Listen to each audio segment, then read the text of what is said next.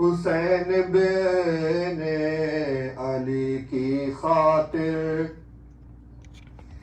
داغ بیٹے کا دم جنگ اٹھایا تھا مگر نصرت سبط نبی سے تھا نہ غافل دم بھر، فوج کو اس کے مقابل نہ ہوئی جب کہ ظفر، ایک زیغم کو کئی لاکھ نے گھیرا مل کر، ایک زیغم کو کئی لاکھ نے گھیرا مل کر، زین توسن سے جری داد وغادے کے گرا، جلتی رہتی پا شہیدی کو ندا دے کے گرا، جلتی رہتی پا شہیدی کو ندا دے کے گرا،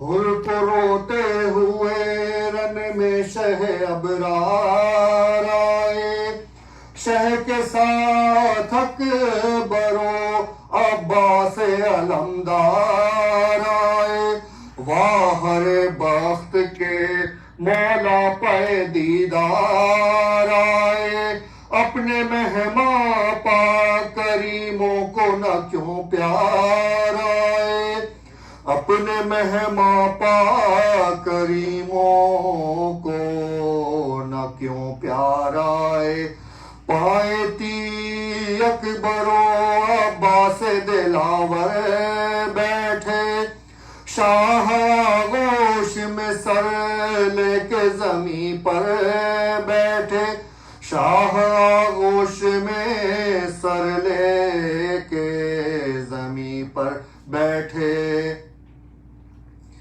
شہ نے فرمایا کہ اے حر جری خوف نہ کھا، تیرے پرسے کے لیے آئے ہیں زرغام خدا، عرض کی اس نے کہ اے بادشاہ ہر دو سرا، سبز پوشاک سجے بیٹھے ہیں کہ ماہ لقا، سبز پوشاک سجے بیٹھے ہیں ایک ماہ لقا، سمت یثرب سے ابھی محو بکائے ہیں، بول سرور حسن سبز قبا آئے ہیں، بول سرور حسن سبز قبا آئے ہیں، عرض کی حر نے کہ ایک پیر بھی ہے حد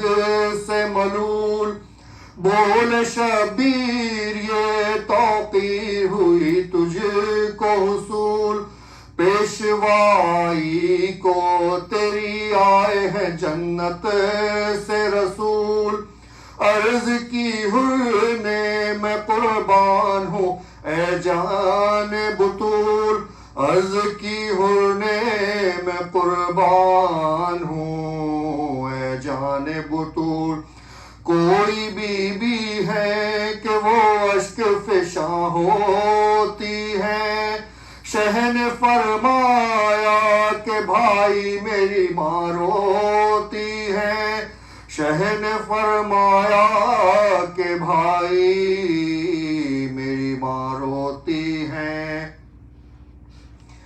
یہ سخن سنتے ہی راہی ہوا مہمان حسین، رو دیے حر کی شہادت پا دل و جان حسین، گوہر اشک سے تر ہو گیا دامان حسین، گوہر اشک سے تر ہو گیا دامان حسین، لاش دوش پالے آئے میں قربان حسین، لاش دوش پہ لے آئے میں قربان حسین، حیف مقتل سے اٹھے حر جری کا لاشا، کوئی لائے نہ حسین ابن علی کا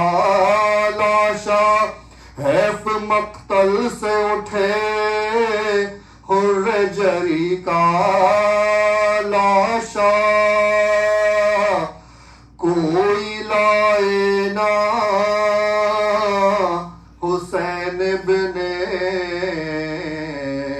علی کا لاشا، بخدا دل سے فدائے شہ ابرار تھا حر۔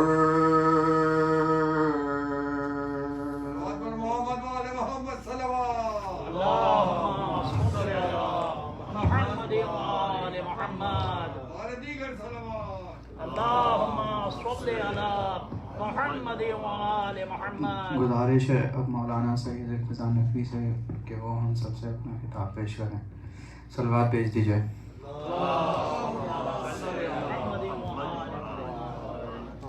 نعرہ حیدری یا علی۔ اور محمد وآل محمد صلوات۔ اللهم صل على محمد وآل محمد۔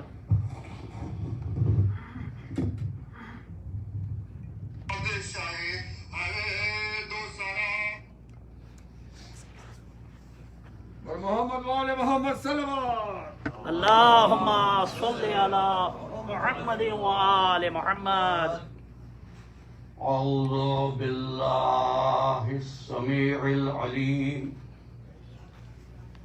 من الشيطان اللعين الرجيم، بسم الله الرحمن الرحيم، الحمد لله وكفى وسلام على عباده الذين اصطفى، خصوصا على محمد المصطفى، اللهم صل على محمد وآل محمد وأهل بيته الطيبين الطاهرين المعصومين الشرفاء، إنهم سفينة النجاة ومصباح الهدى.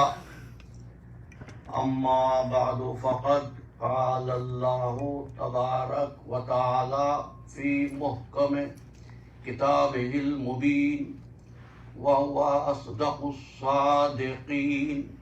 بسم الله الرحمن الرحيم، ولو يؤاخذ الله الناس بظلمهم ما ترك عليها من دابة ولكن يؤخرهم إلى أجل مسمى، وإذا جاء أجلهم لا يستأخرون ساعة ولا يستقدمون. صلوات. اللهم صل على محمد وآل محمد۔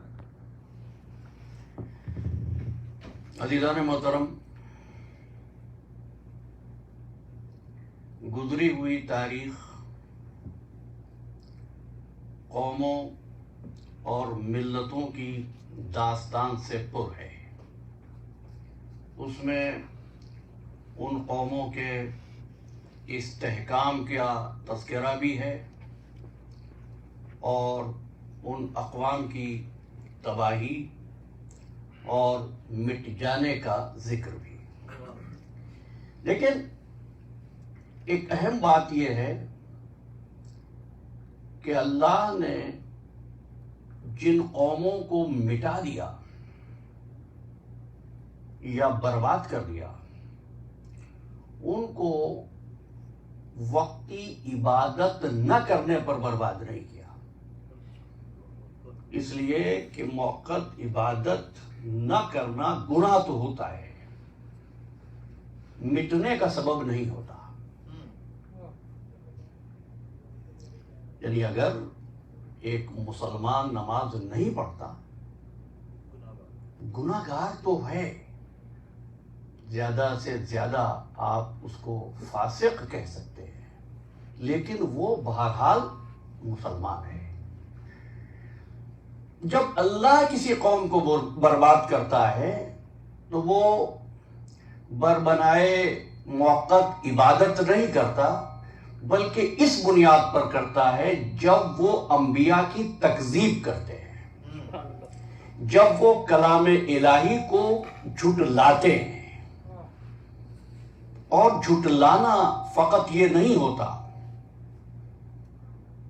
کہ جو کہا جا رہا ہو اس کے سامنے ٹاک بیک کرتے ہوئے یہ کہا جائے کہ آپ صحیح نہیں کہہ رہے۔ تکذیب یہ بھی ہوتی ہے کہ جس شے کا اقرار کیا ہے اس سے مکر جائے۔ میری گزشتہ 2 شبوں کی گفتگو جن نکات پر مبنی رہی ہے، اور میں شکر گزار ہوں کہ اس تلخ گفتگو کو بھی آپ نے بڑی توجہ سے سماعت فرمایا ہے۔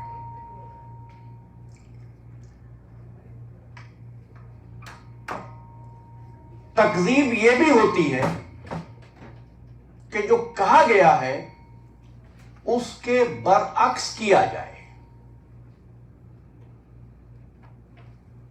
میں یہ کہہ رہا ہوں گزشتہ 2 شبوں سے کہ ہر مسلمان دن میں کم از کم 10 مرتبہ یہ اقرار کرتا ہے ایاک نعبد و ایاک نستعین، پروردگار صرف تیری ہی عبادت کریں گے اور صرف تجھ ہی سے مدد مانگیں گے۔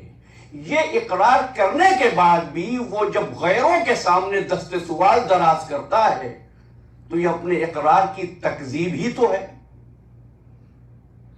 جب وہ دوسروں سے مدد مانگتا ہے تو یہ اپنے اقرار کو جھٹلانے کے برابر ہی تو ہے۔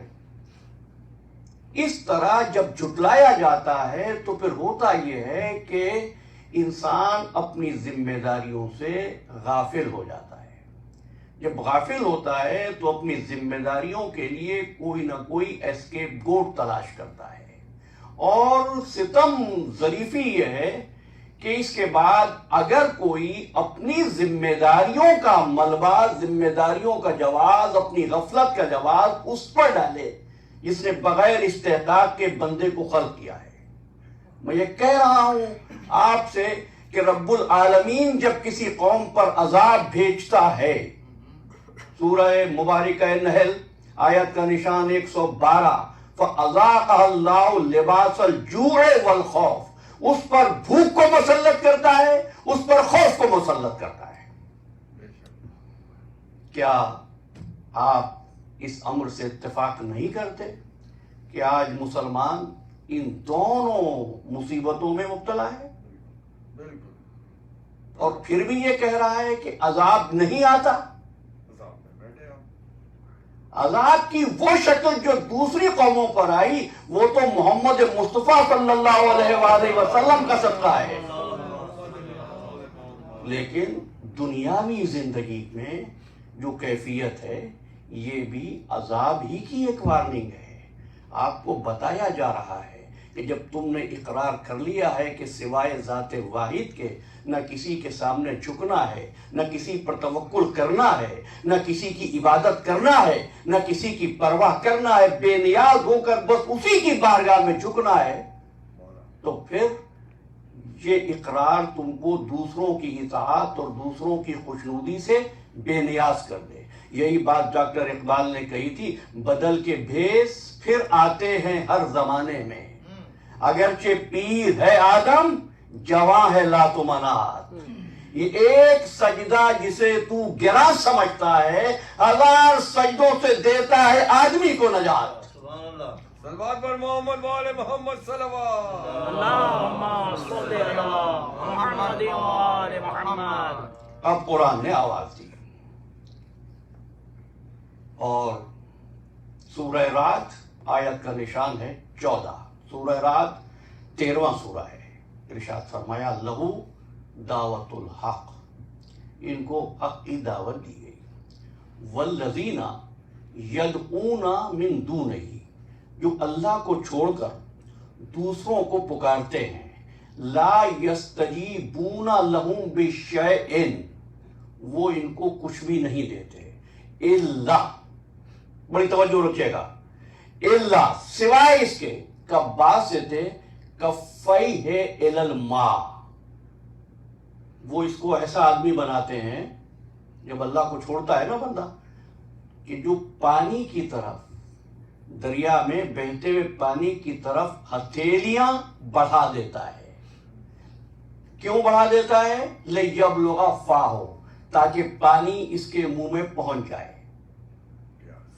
وَمَا هُوَ بِبَالِغِهِ، یہ پانی اس تک نہیں پہنچے گا۔ کیوں نہیں پہنچے گا؟ وَمَا دُعَاءُ الْكَافِرِينَ إِلَّا فِي ضَلَالٍ، ایسی دعائیں تو رد ہی ہونے کے لیے ہوتی ہیں۔ آپ میں سے کتنے احباب اس قسم کی گفتگو کرتے ہیں کہ دعائیں کرتے ہیں پوری نہیں ہوتی؟ کس کی دعا پوری نہیں ہوتی؟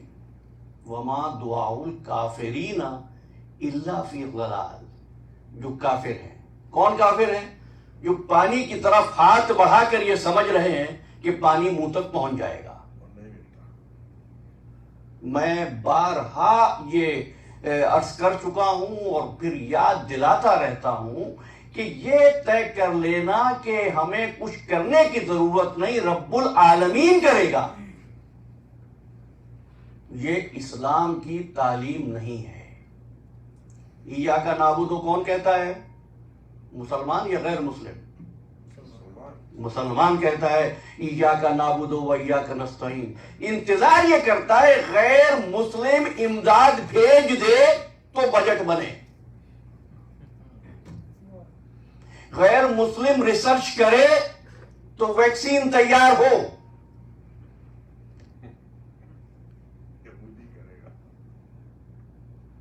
اسی بات کا شکوہ میر صاحب ڈاکٹر اقبال نے کیا تھا، زندہ قوت تھی جہاں میں یہی توحید کبھی، آج کیا ہے فقط ایک مسئلہ علم کلام۔ اب لا الہ الا اللہ روشنی تو ہے، روشن اس ذات سے اگر ظلمت کردار نہ ہو، خود مسلمان سے ہے پوشیدہ مسلمان کا مقام۔ صلوات پر محمد وآل محمد اللہم صل علی محمد وآل محمد۔ نماز ضرور پڑھیے، لیکن نماز کے ظاہر سے بڑھ کر نماز کا ایسنس بھی تو لیجئے، نماز کا سبق بھی تو لیجئے۔ قوم کیا چیز ہے، قوموں کی امامت کیا ہے، اس کو کیا جانے بیچارے 2 رکعت کے امام۔ وہ کہتے ہیں یہ مصرع لکھ دیا، کس شوق نے محراب مسجد پر، یہ نادا گر گئے سجدے میں جب وقت قیام آیا۔ اسی لیے آپ سے ایک بات کہتا ہوں، جہاں بھی قرآن مجید نے حق کی گفتگو کی ہے، وہاں اس نے صبر کی بات کی ہے۔ ایک تو بہت مشہور و معروف آیت ہے جو آپ سب کو یاد ہوگی، بلکہ سورہ ہے، سورہ والعصر ان الانسان لفی خسر الا الذین آمنوا وعملوا الصالحات وتواصوا بالحق وتواصوا بالصبر۔ جب بھی تم حق کی وصیت کرو گے تو یاد رکھنا حق کیسا ہوتا ہے، الحق مر، حق کڑوا ہوتا ہے، تو پھر زحمت ہوگی، مشکل ہوگی، تکلیف پہنچے گی، تو دیکھو اب گھبرانا نہیں، وتواصوا بالصبر، اب صبر سے کام لینا۔ میں نہ دعا سے روکتا ہوں، نہ آپ کو موقت عبادت کی اہمیت کا منکر بنانا چاہتا ہوں، میں صرف کہنا یہ چاہتا ہوں کہ اللہ نے تمہیں اس کائنات کی تسخیر کے لیے بنایا ہے۔ آپ نے اپنا یہ فریضہ ان اقوام کے سپرد کر دیا کہ جو اس راز کو سمجھ کر آج آپ کو دھوکہ دے رہے ہیں۔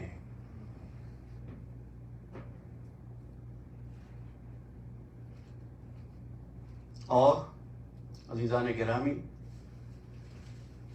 ایک بات یہ عرض کروں، یہ دونوں تھیوریز اپنی اپنی جگہ پر غلط ہیں۔ یہ کہنا کہ میں اکیلا اپنی عقل کی وجہ سے اتنا خود کفیل ہوں کہ مجھے دین کی ضرورت نہیں، غلط. اور چونکہ میرے پاس دین ہے اس لیے اب صرف دعا کروں کچھ نہ کروں، یہ بھی غلط. اس لیے اس نے فرائض بانٹے.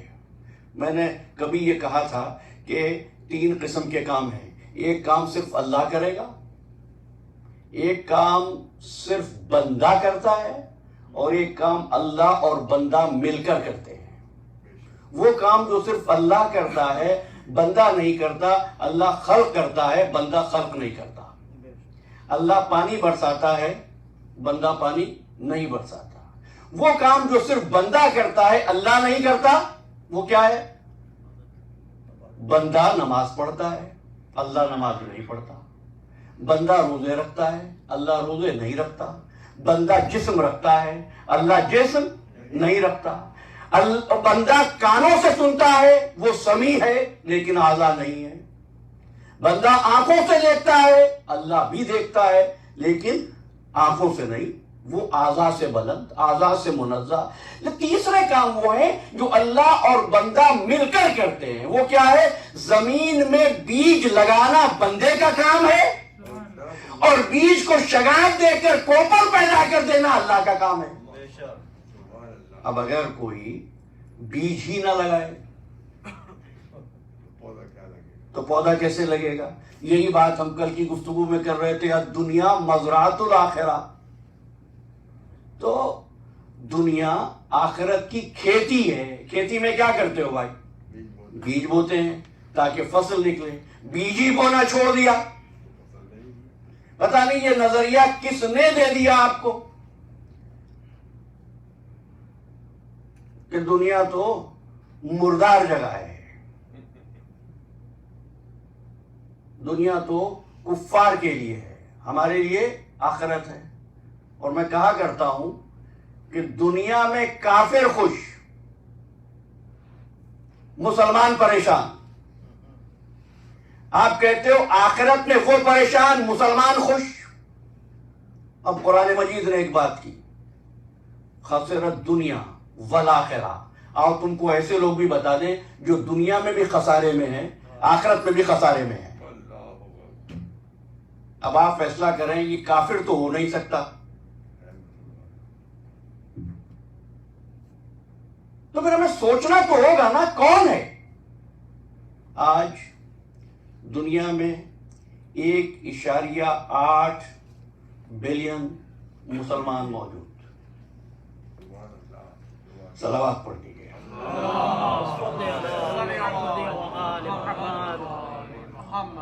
دیگر بلندتر صلوات. اللهم صل على محمد وآل محمد.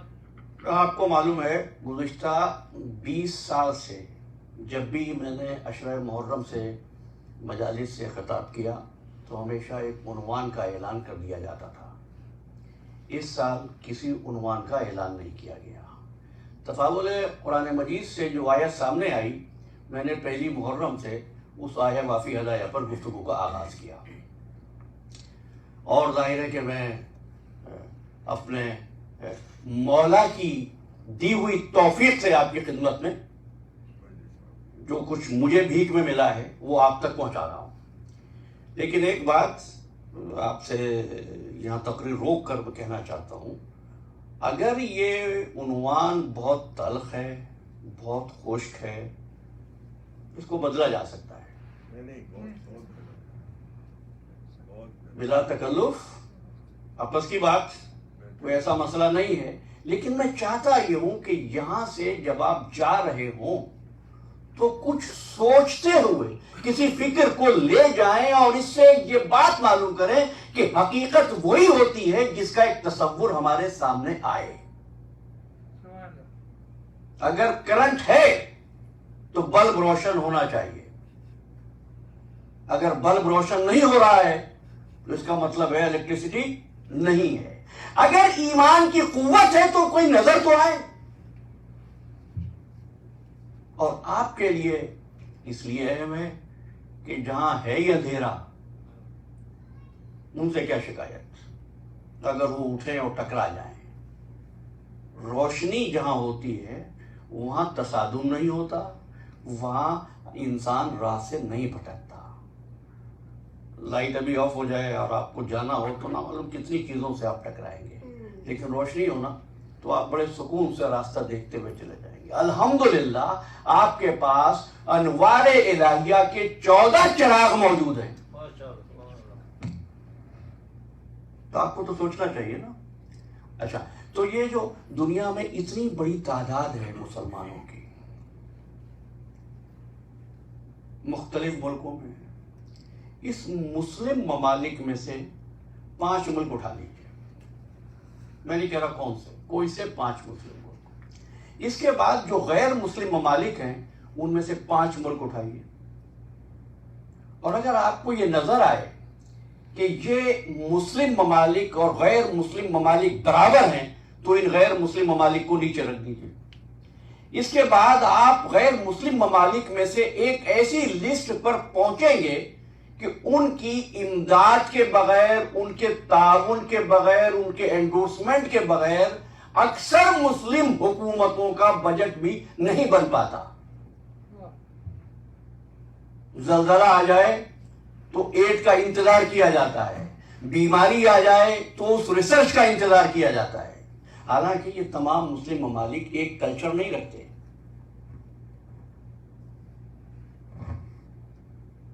ان کی زبانیں الگ ہیں, ان کی ثقافت الگ ہے, ان کی بود و باش الگ ہے, ان کے رہنے سہنے کے انداز مختلف ہیں. اگر کوئی یہ کہہ دے کہ مسلمانوں کی پستی کی وجہ ان کا مذہب یا ان کا دین ہے تو آپ یہی کہیں گے نا غلط کہہ رہا ہے. وہ غلط کہہ رہا ہے تو صحیح بات کیا ہے؟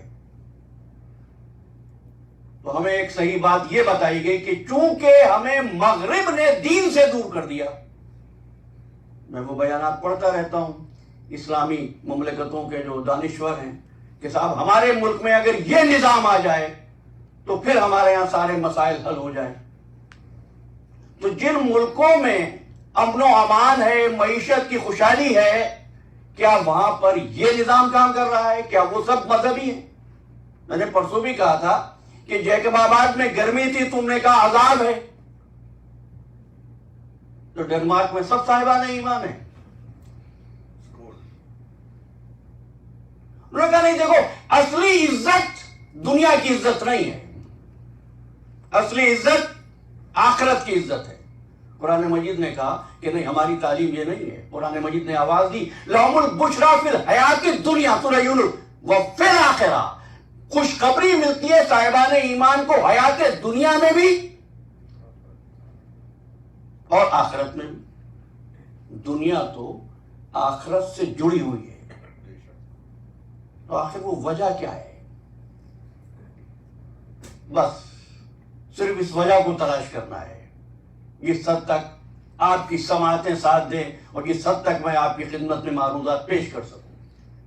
دیکھیے اس کی وجہ یہ ہے کہ اس کائنات کا نظام قوانین فطرت پر چل رہا ہے, اور قوانین فطرت یکساں ہیں مسلمان اور غیر مسلم کے لیے. میں نے کل اپنی گفتگو میں ایک مثال دی تھی کہ ایک استاد اپنے کمرہ جماعت میں اصول کو چھوڑ کر نہ کسی کو پاس کرتا ہے نہ کسی کو فیل کرتا ہے. یاد ہے نا, یہ مثال آپ کے ذہن میں ہے نا. اب اگر کوئی قریبی ہو میرا تب بھی ایک استاد کی حیثیت سے میں اس کو پاس نہیں کر دوں گا اگر وہ نہیں جانتا. کیوں نہیں؟ اس لیے کہ میرا علم ایک استاد کی ذہانت, ایک استاد کی نالج یہ کرنے سے روکے گی. اگر ایک کو پاس کروں تو دوسرا بھی تو میرا ہی طالب علم ہے. نہیں, چلیے میں اس کو اور آسان کرتا ہوں. آپ کو فرینچ نہیں آتی, فرض کرتے ہیں ہو سکتا ہے آپ میں سے اکثر کو آتی ہو, کسی کو فرینچ نہیں آتی, وہ ایک استاد کے پاس جاتا ہے یہ سمجھتے ہوئے کہ اس کو فرینچ آتی ہے. اس سے کہتا ہے کہ مجھ کو فرینچ پڑھاؤ. اس نے اس کو کہا پڑھاؤں گا, لیکن فرینچ کی جگہ اس نے اسپینش پڑھانا شروع کر دی. یہ پڑھ رہا ہے اسپینش، سمجھ رہا ہے فرینچ، لیکن استاد ایسا کرتا ہے نہیں. حالانکہ وہ جس کو فرینچ کہہ دے یہ طالب علم تو مان لے گا نا، کیوں نہیں کرتا؟ استاد کا علم اس کو یہ حرکت نہیں کرنے دیتا. اسی شے کو عصمت کہتے ہیں.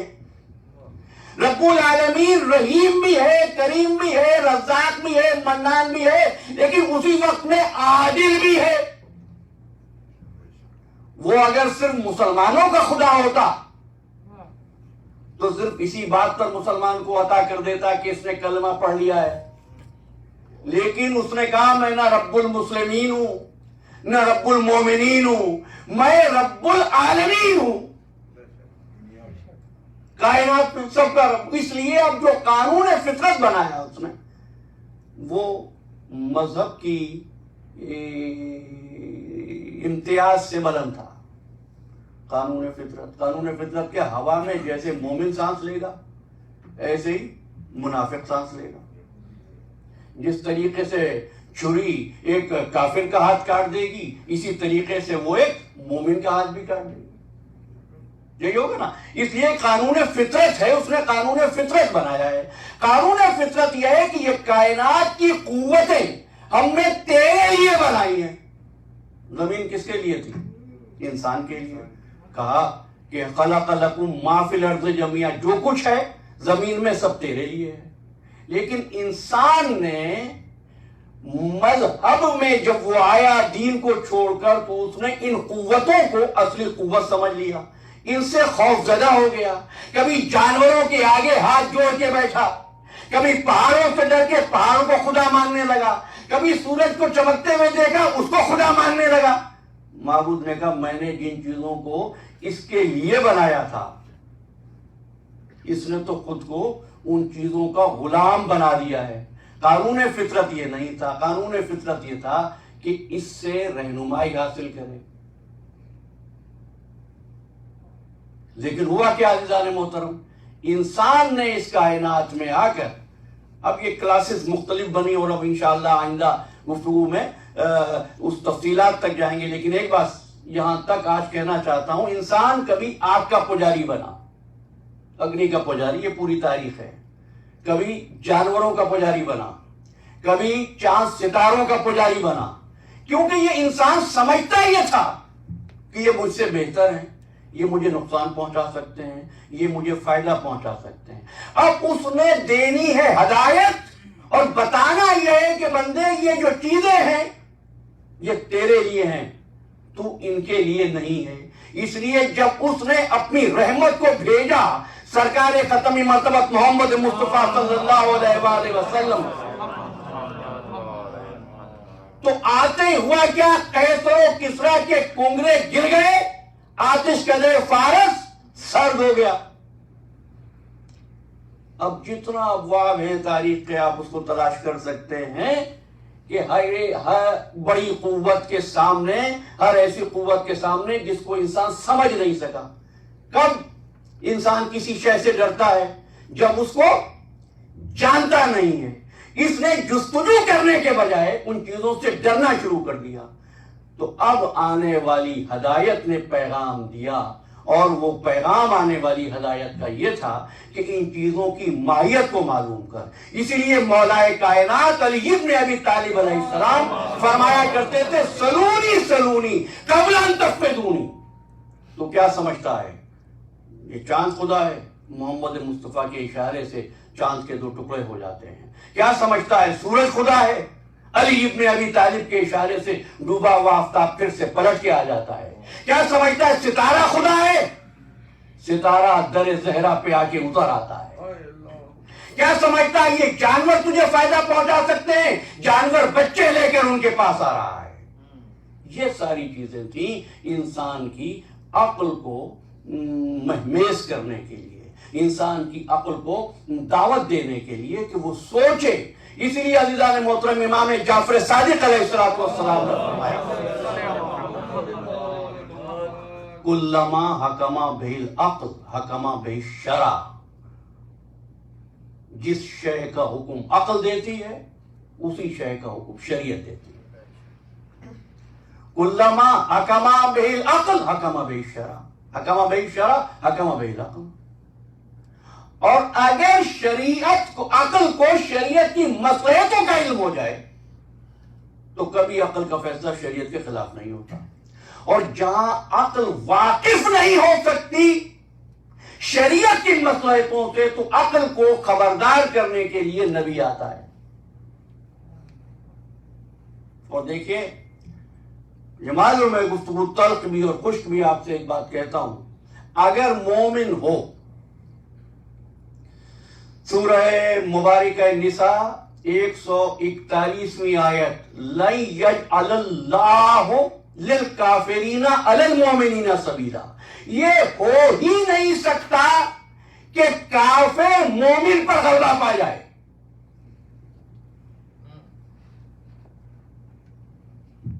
آج مومنین کا غلبہ ہے.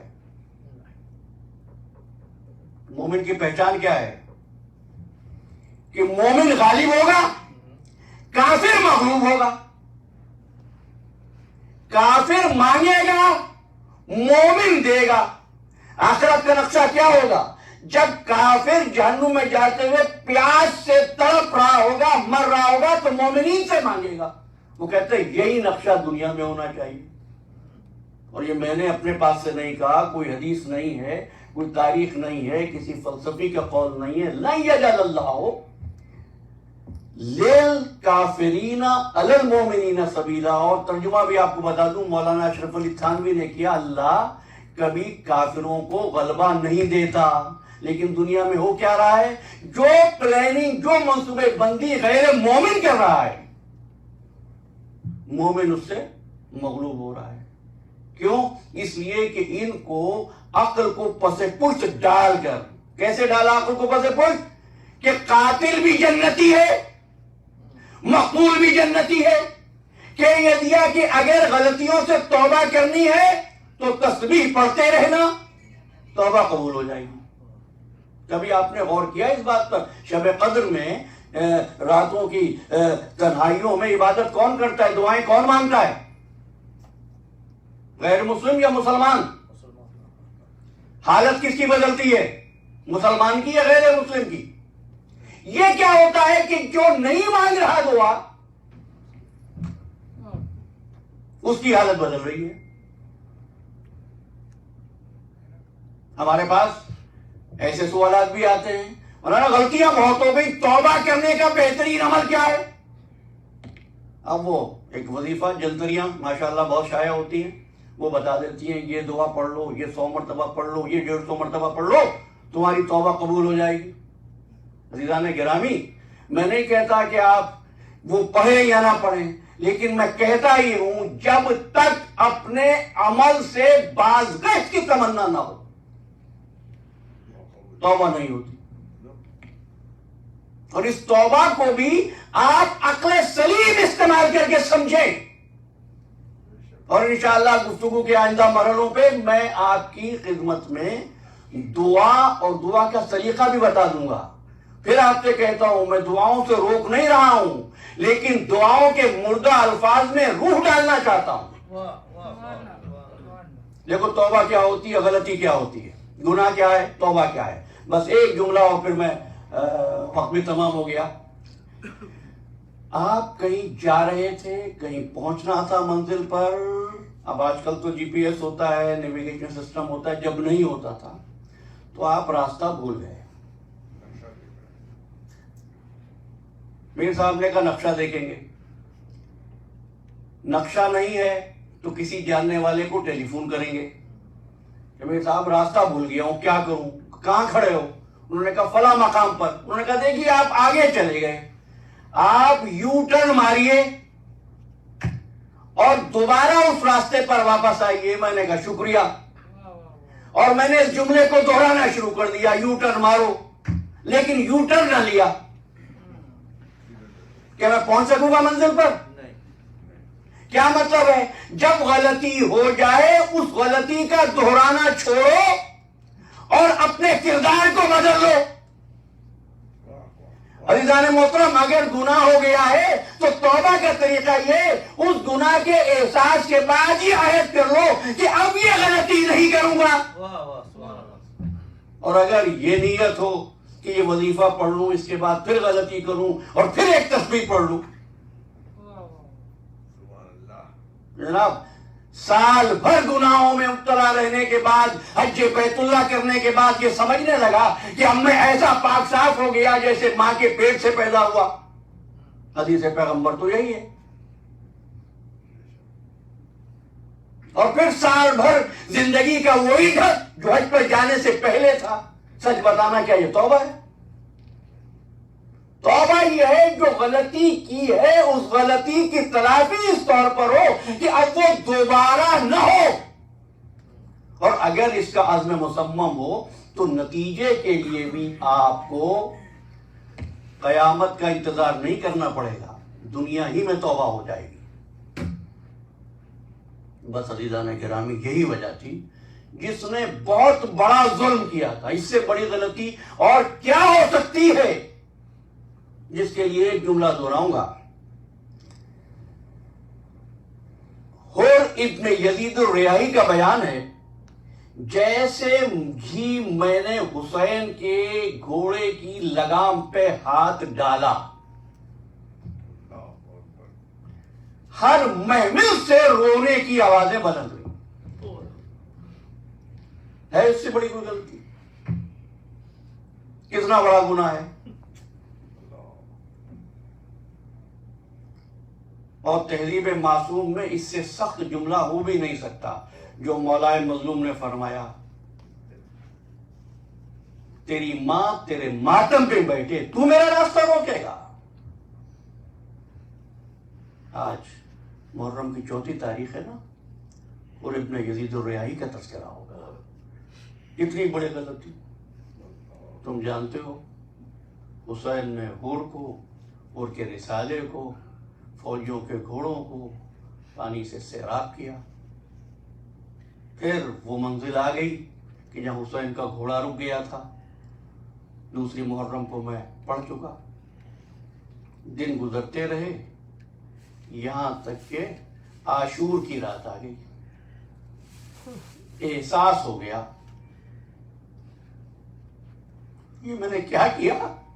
اگر میں نے حسین کے گھوڑے کی لگام پہ ہاتھ نہ ڈالا ہوتا تو آج نبی زادیوں کے خیموں سے الاتش کی صدا نہ آ رہی ہوتی. ارے اب بیٹھا ہوا حور یہ سوچ رہا ہے اتنی بڑی خطا, اتنا بڑا گناہ, اتنا بڑا ظلم, میری بخشش تو نہیں ہو سکتی, میں کیا کروں. یہ ہے تلاش توبہ. اور جب کوئی صدق دل سے احساس گناہ کرنے کے بعد توبہ کا دروازہ کھٹکھٹاتا ہے تو توبہ اسی طرح قبول ہوتی ہے کہ اب حر کو ایسا محسوس ہوا کوئی بیوی قریب آ گئی ہے اور کہہ رہی, حر نہ گھبرا, میرا بچہ بڑا کریم ہے, میرا حسین بڑا سخی ہے, جا کر معافی مانگ لے, حسین معاف کر دے گا. بس رات کانٹوں پہ گزری, حر سو نہ سکا. بس ادھر صبح ہوئی, ایک مرتبہ گھوڑے کو دوڑایا اور اپنے عزیز کے طرف بڑھا. کسی نے دیکھ کے کہا, اور گھوڑے کو بڑھاتے جا رہے ہو, کیا حسینی لشکر پر حملہ کرو گے؟ حملے کا نام سننا تھا کہ حر کے ہاتھ کانپنے لگے. حر تو جیسا تیر انداز, تیرے جیسا بہادر, حملے کا نام سن کے تو کانپ رہا ہے. کہاں حملے سے نہیں ڈرتا, جنگ سے نہیں ڈرتا, لیکن میرے ایک طرف جنت ہے, ایک طرف جہنم ہے. کسی بیوی کی آواز آ رہی ہو, اور میرے بچوں نے تیرا کیا بگاڑا تھا. اس کے بعد اوس سے مخاطب ہوا, مہاجر ابن اوس سے کہنے لگا, اور تم نے آج اپنے گھوڑے کو پانی پلایا ہے؟ اور کا سوال نہیں تھا, یہ ذہن کو جھنجھوڑنے کی تحریک تھی کہ تم تو اپنے جانوروں کو بھی سیراب کر رہے ہو, اور دیکھو فرزند رسول کے خیمے سے الاتش کی آوازیں آ رہی ہیں.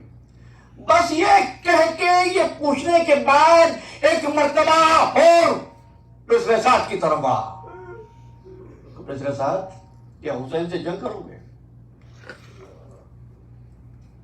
اب تو کہا تو رجل کہا کہ ہاں جنگ کروں گا. اتنی جنگ کہ میدان جنگ لاشوں اور سروں سے پڑ جائے گا. بس اور نے سن لیا. اب گھوڑے کا رخ خیام حسینی کی طرف کیا. جب ہر بڑھ رہا تھا نا تو ہر کے بھائی نے آواز دی خود تو جہنم سے نکل کر جا رہے ہو, ہم کو چھوڑ کر جا رہے ہو. اور آگے بڑا فتنے میں ہر کا بیٹا علی ابن ہر بھی پیچھے چلا. بابا خود تو جہنم کے شعلے سے نکل آئے. اور ہر کو آتے ہوئے دیکھا حسین ابن علی نے تو ایک مرتبہ عباس کو آواز دی, عباس میرا مہمان آ رہا ہے. کہ مرتبہ عباس علمدار ہر کے استقبال کے لیے بڑھے اور آ کے حسین ابن علی کے قدموں پہ گر گیا. آقا کیا میری خطا معاف ہوگی؟ فرمانے لگے سر تو اٹھا میں دیکھوں تو کون ہے؟ مولا یہ شکل اس قابل نہیں ہے کہ تجھ کو دکھائی جائے. میں تو وہ ظالم ہوں جو آپ کو گھیر کے یہاں تک آیا ہوں. مولا کیا میری خطا معاف ہوگی؟ ایک مرتبہ اٹھایا سینے سے لگایا اور تیری خطا ضرور معاف ہوگی. اور نہ گھبرا, میں نے تجھے معاف کیا, میری ماں زہرا نے تجھے معاف کیا, میرے اللہ نے تجھے معاف کیا. اور کو معافی مل گئی. خطیب آل محمد اظہر حسن زیدی مرحوم کہا کرتے تھے کہ ایک مرتبہ علی کی بیٹی نے جب یہ آوازیں سنی تو اول محمد سے پوچھا کون آیا ہے؟ تو بچوں نے کہا ماں وہ جس نے راستہ روکا تھا نا وہ آ گیا ہے آقا کے پاس. تو ایک مرتبہ کہ جا کے میرا سلام کہہ دو اور کہنا علی کی بیٹی بڑی شرمندہ ہے, اپنے مہمان کی خاطر نہیں کر سکتی. مقاتل لکھتے ہیں اور فوج شام کے سامنے آیا, کچھ وعظ و نصیحت کیے جس کے جواب میں تیروں کی بارش ہوئی. کچھ اصحاب حسینی زخمی ہوئے اور خدمت حسین میں آیا. آقا مجھے اجازت دیجئے کہ میدان جنگ میں جاؤں. تو حسین ابن علی نے ہر کو دیکھا اور فرمانے لگے ہر تو ہمارا مہمان ہے, ہم مہمانوں کو مرنے کی اجازت نہیں دیتے. ہاتھ جوڑ کے کہا آقا آپ بھی تو ہمارے مہمان تھے. علامہ مجلسی لکھتے ہیں ہر کو اجازت ملی, ہر نے اپنے بیٹے علی ابن ہر کے لیے اجازت لی. باپ اور بیٹا میدان جنگ میں آئے, شجاعت کے جوہر دکھائے, زخموں سے چور ہو کے ایک مرتبہ ہر کا بیٹا زخمی ہو کر گھوڑے سے گرا. جب ہر کا بیٹا گھوڑے سے گرا نا تو ہر بیٹے کے لاشے کی طرف بڑھا. حسین نے آواز دی او ٹھہر جاؤ, بوڑھا باپ جوان بیٹے کے لاشے پر نہیں جاتا. آقا ہر کو روک رہے ہیں کہ بیٹے کے لاشے پر نہ جائے. آقا جب علی اکبر آواز دیں گے یا بتاؤ علیک منی السلام. ماتم حسین یا حسین یا حسین یا حسین یا حسین یا حسین یا حسین